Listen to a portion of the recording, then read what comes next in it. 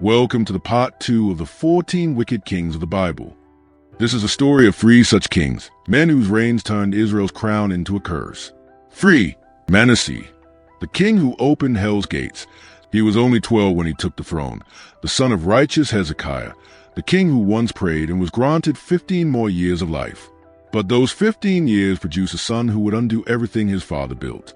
Manasseh rebuilt every idol shrine his father tore down. He erected altars to Baal, worshipped the stars, and even placed idols inside God's holy temple. He consulted witches, spiritists, and diviners. He burned his sons in the valley of Hinnom as offerings to Molech, and he filled Jerusalem with blood, innocent blood that cried from the streets. Scripture says, Manasseh led Judah to do more evil than the nations the Lord destroyed before them. Prophets came, warning, pleading, but he laughed in their faces. He desecrated the temple courts with the blood of God's servants. So God sent the Assyrian army. They hooked Manasseh through the nose, like a beast, and dragged him in chains to Babylon. There, broken and humiliated, the king finally lifted his eyes and prayed. And in one of the Bible's strangest mercies, God heard him. Manasseh returned to Jerusalem, scarred, repentant, rebuilding what he once destroyed. But the damage was done. The corruption had spread too deep. He died forgiven, but his kingdom never recovered. 4. Omri, the king who built a kingdom of idols. Omri was a warrior, a builder, a political genius, but a man who cared nothing for righteousness. He built Samaria, a proud and fortified capital that became Israel's seat of corruption. Scripture said of him, Omri did evil in the eyes of the Lord, and did worse than all who were before him. He expanded the kingdom's borders but enslaved its soul.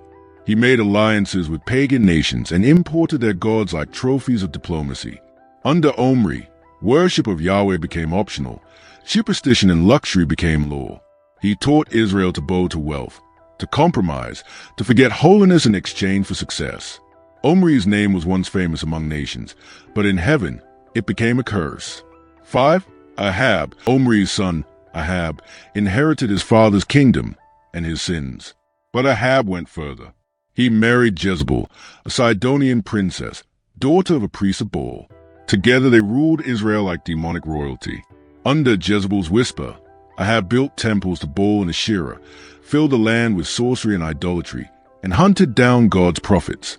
But the greatest stain came when Naboth refused to sell his ancestral land. Jezebel forged letters, accused him falsely, and had him stoned. Then Ahab took the vineyard for himself.